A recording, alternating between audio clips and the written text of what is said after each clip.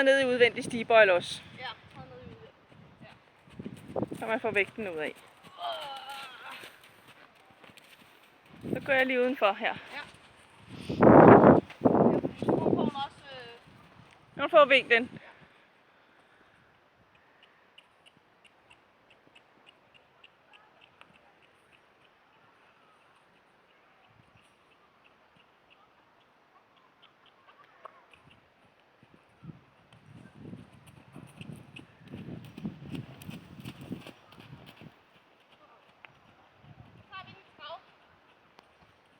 Kommer travøvelsen.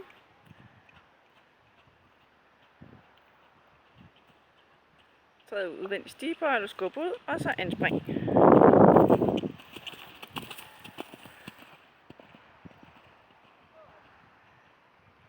Og så traver hun ind igen på en lille cirkelvold.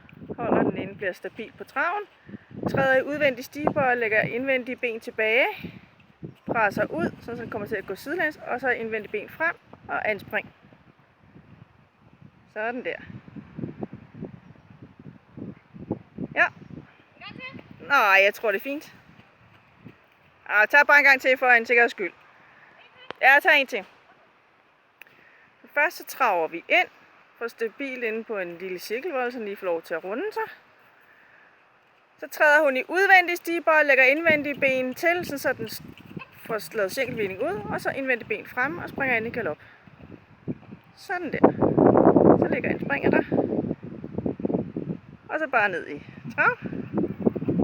Yes.